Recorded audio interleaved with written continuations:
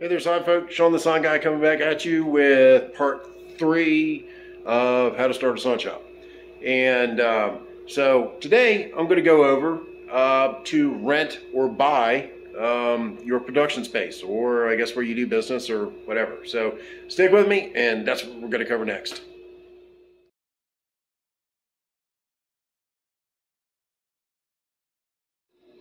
All right, to rent or to buy.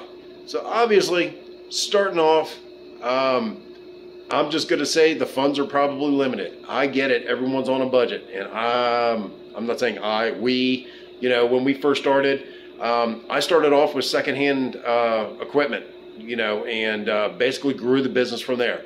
We started from a space probably no bigger than the half of this garage. So this is about a 1-bay garage, somewhere in that area. We had 2 cutters and one of those old rolling printers. And within 6 months, like I said, we did so well, we decided, hey, we are going to move, like I said, and look for a bigger spot, look for a nicer house, somewhere that was closer, that was more convenient for all of us. Little did we know that that was probably one of the biggest mistakes that we've made, but it's all learning. So we packed all of our equipment up. We moved into this beautiful new house that we were renting, by the way. And that new house did not have space for our production equipment. We did not, really think about any of that stuff. So we were just kind of like, yeah, so you go and you rent a space. And renting a space, generally, we got into a 3-year lease with an individual. And, in that lease, you've got utilities, you've got water, electric, cable, and taxes. They'll get you on taxes too. Some of it, you got to read the fine print, but that's kind of where we were at. Once we were in that spot, probably for about 3 years, we decided that there was not enough foot traffic, not enough business coming in to justify spending the amount of money that we were spending being there. It was crazy. We decided to keep the house, but we decided to move to another location with a lot more foot traffic, with actually frontage. The first location didn't have frontage. We were actually in the basement of another building. It was busy, but it just didn't really attract the correct attention, like what we were trying to sell. So people didn't get it, and it is what it is. So when we moved into our second location, we were there. Again, we signed another 3-year lease, and we had utilities, we had water, we had electric.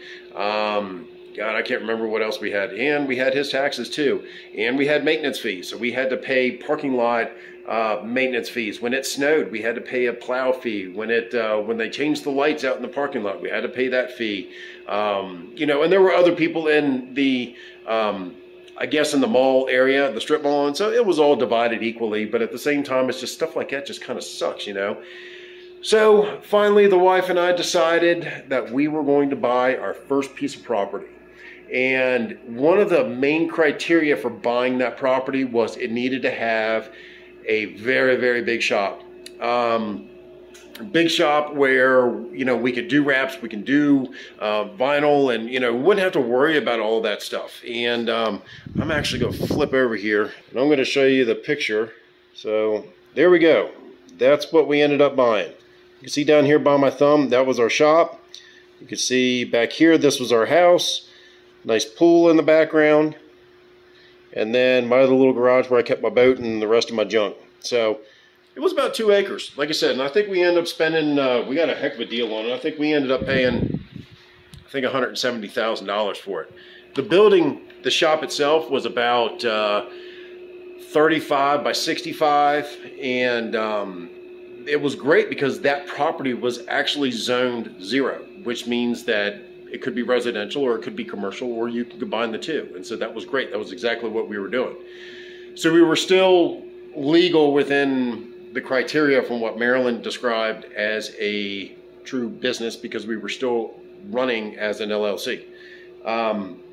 So that place was great. Like I said, we did a lot of construction, did a lot of work to that building. I think in essence, we probably spent about $12,000, $13,000 insulating, heat, electric, plumbing, bathrooms, you know, just everything that makes it a shop. It was basically a standalone little, I mean, heck, you could probably live in that thing if you wanted to. I mean, and there was really nothing that we couldn't do there. I mean, it was more than big enough, but hindsight being 2020, it was probably a little too big. See, we lived in Western Maryland. We were 2,800 feet above sea level. Winter started about the end of September, and I remember being out on the water on one of the lakes, and it was Memorial Day. That's the end of May, and there was still snow on the ski slopes. So it was brutal up there. I mean, it was cold. It was windy. So on top of having that big building, although that we were saving a lot when we weren't leasing, we were still spending $600 a month on heating costs. That was just propane. Then we had the additional electric. The cable was kind of all in. Like I said, the water was tied into the other house, to the main house. And so, yeah, it was very beneficial for us when we moved, because technically our payment went from, basically we were paying $3,000 a month to lease this other place.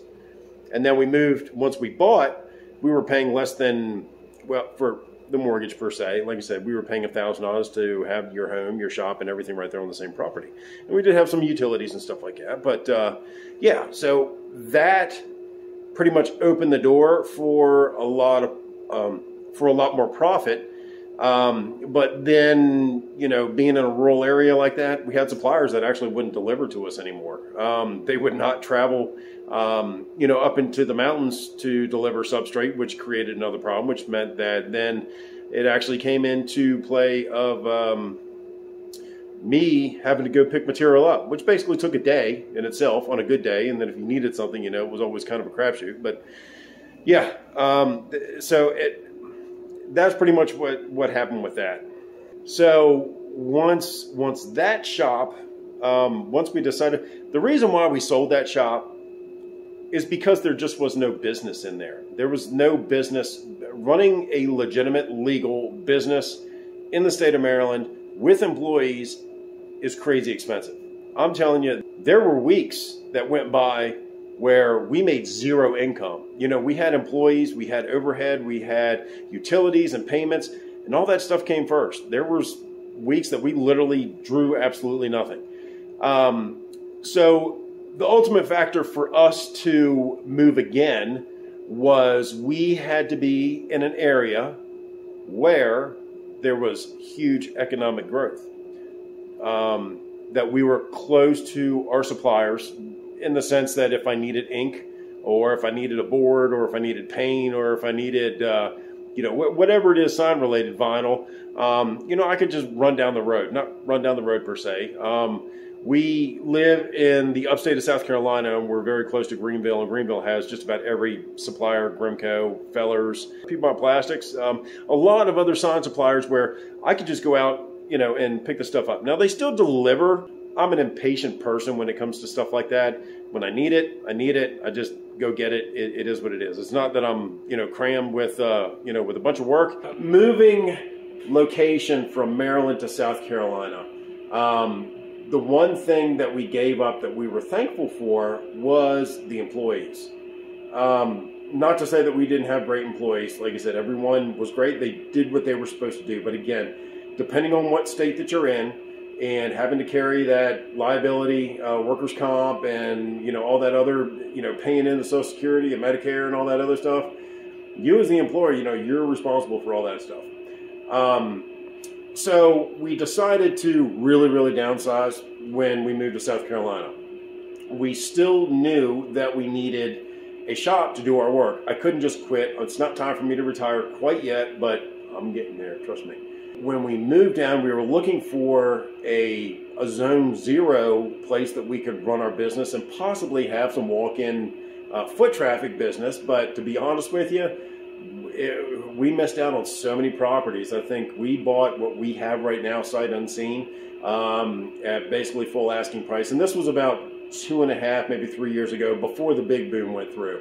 We're fortunate that we got to move before then. But we got in a residential area. So there are pros and cons of being in a residential area. One, the way that you're taxed, and two, the way that the county kind of sees what you're doing, you know, as a business. The state of South Carolina does not require you to have a business license, so to speak. You do need to get one if you plan on doing a resale, which is tax-free. So anything that I bring in, regardless, at the end of the year, we have basically just gone to a sole proprietorship, which is myself, and I pay taxes on, you know, basically what the shop brings in. So adding or building this shop was probably the smartest thing that we could probably do, with the exception of not having walk-in traffic. So the benefit of having the shop here on the same property, and our property is less than 3/4 of an acre. This building, I think, I don't remember what it's like, 34 by 26 or something like that, 34 by 28, which is probably adequate for most businesses. I mean, for what I do, I don't plan on growing anymore. I really don't want to go off the deep end, and I think that we have more than what we need to be able to do what we're doing. So building this building basically cost me about $50,000, and that was with the builder coming in, pulling the permits, doing the floor, insulation, drywall, electrical, heating, the whole schmeal. Basically, you break that down. I took a 12-year or 10-year, 10 or 12, I think it's a 12-year loan, and essentially I'm only paying about $450, and that includes the electricity. So the electricity is on a different meter. I learned my lesson from the other shop. This shop does not have water, so I don't have to worry about any of that. But even though that the building sits on the residential property, it's still taxed all the same. So, you know, we're not paying any additional taxes on anything like that. So I would say this is probably our perfect scenario, cost efficient wise.